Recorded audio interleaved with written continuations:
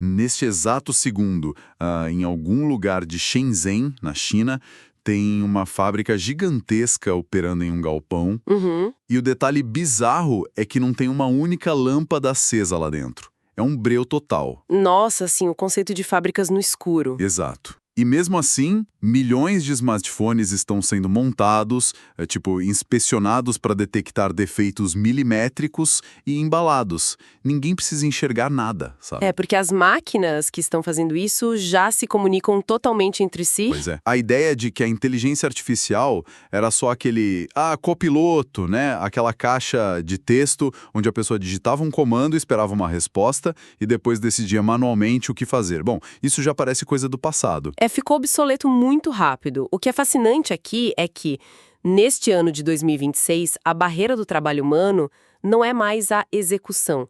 A intervenção humana foi removida do meio do processo. E isso muda o jogo todo. Para nossa análise de hoje, eu estava cruzando os relatórios do World Bank e os dados mais recentes do Gartner. E, cara, o impacto financeiro dessa transição é surreal. Os números são estratosféricos, né? Sim. O mercado global dessas operações autônomas já bateu a marca de US$ 1 trilhão. 1 trilhão. É muita coisa. É absurdo. São 500 milhões de pessoas gerando renda extra com IA, 200 bilhões de dólares gerados por freelancers só nos Estados Unidos. E a China também não fica atrás. Não mesmo. São 300 bilhões em aplicativos por lá. A nossa missão nesse mergulho profundo é desvendar como esses chamados agentes autônomos estão substituindo processos manuais. E não é só nas mega empresas, não. Exatamente, o impacto vai desde as gigantes até a pessoa que está no quarto de casa, né? E isso operando impérios com smartphone e internet. Mas, bom, antes da gente entender a parte do dinheiro, precisamos olhar sob o capô.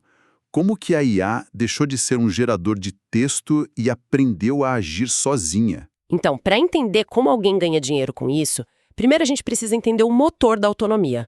O cerne técnico reside nos chamados loops de agente. Loops de agente? Tá.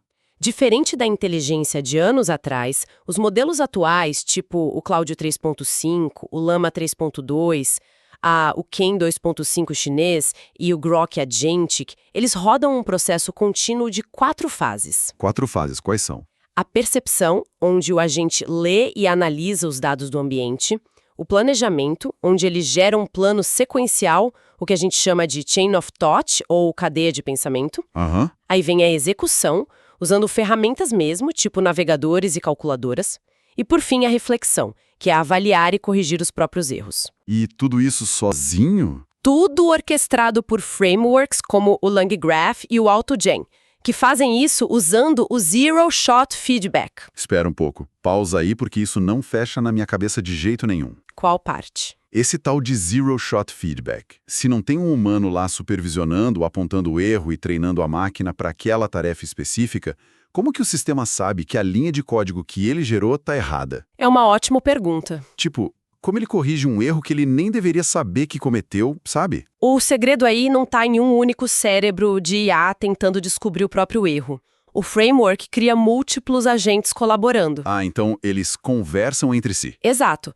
Um agente gera a solução, digamos, um código para um site. Um segundo agente atua só como crítico. Pega esse código, tenta rodar num ambiente seguro e lê as mensagens de erro. Caramba! E se der erro, esse segundo agente manda um relatório de volta falando: olha, a linha 45 falhou por erro de sintaxe, tenta outra abordagem. Tudo em milissegundos, sem treinamento humano extra. Ok, vamos desempacotar isso. É como se a IA tivesse sido promovida, né?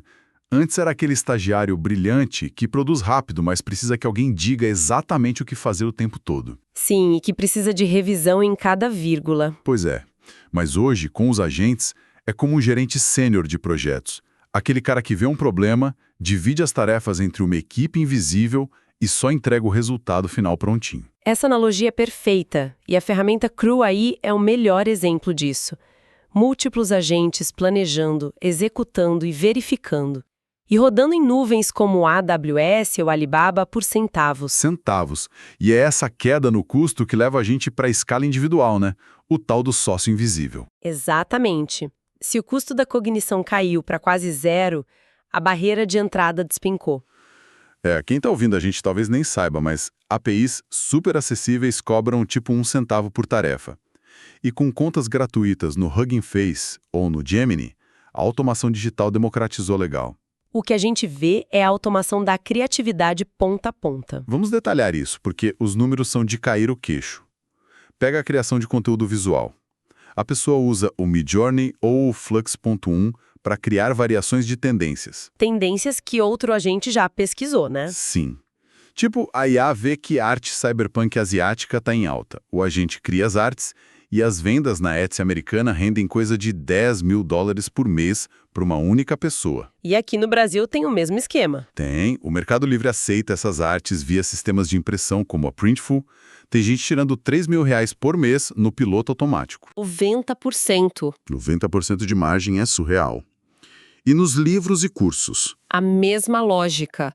Autores de IA nos Estados Unidos faturam $20 mil por mês no Amazon KDP. $20 mil vendendo livro gerado por máquina? E no Brasil, cursos estruturados pelo Gama.app, com aulas narradas pelas vozes do Eleven Labs, bombam na Hotmart e na Eduz. A Hotmart, aliás, já vê uns 30% das vendas vindo de conteúdo gerado por IA. Sim, 30%. E nos vídeos curtos, cara, Pika Labs e Kling AI gerando clips.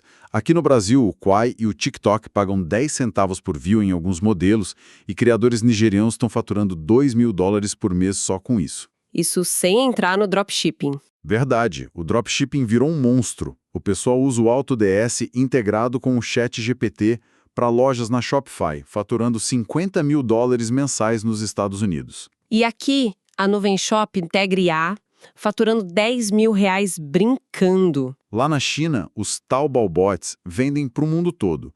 Mas, tipo, aqui me vem um questionamento muito forte. Pode falar. Se a criação de conteúdo, produtos, vídeos, tá tudo tão rápido e sem fronteiras, a internet não vai virar um oceano de coisas idênticas?